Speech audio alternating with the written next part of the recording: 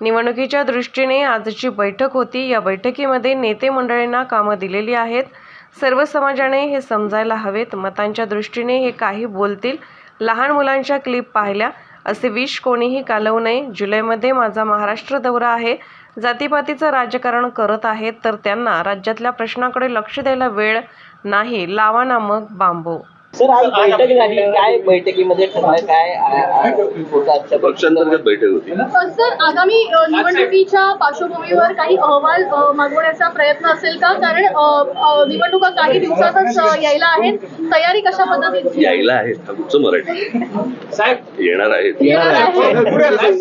अरे एका प्रश्नाचं उत्तर देऊ दे रे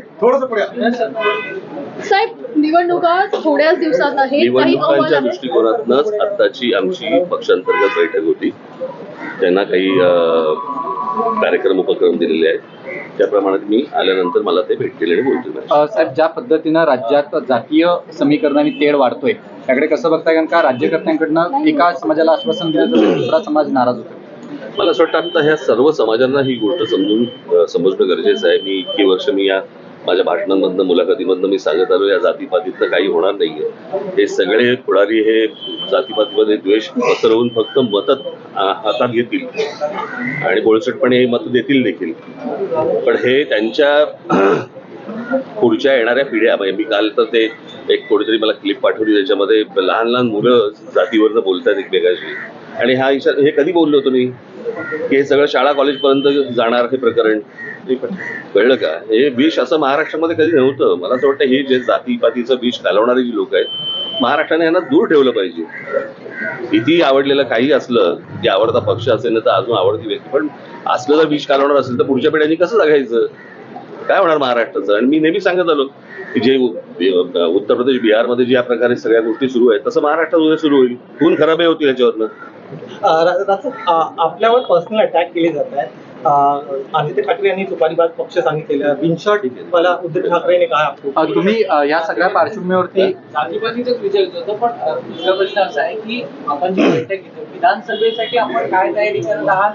किती जागा लढण्याची शक्यता? आत्ता सांगू, सगळं आत्ता सांगून टाकू।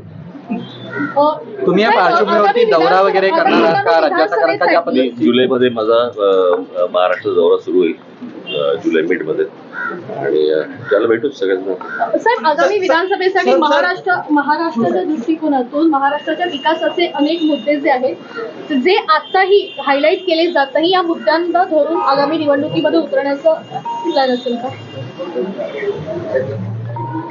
मला असं वाटतं मी आता युक्रेन आणि रशिया वॉर याचा मला असं वाटतं मी महाराष्ट्राच्या विधानसभेमध्ये प्रचार करेन।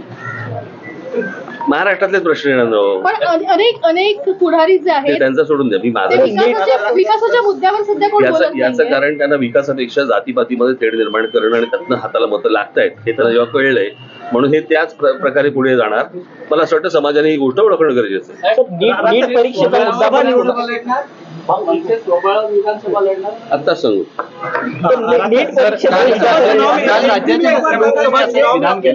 काल राज्याच्या मुख्यमंत्र्यांनी कसं विधान केलंय की काही लोकांना बांबू लावायची गरज आहे? लावा म्हणून।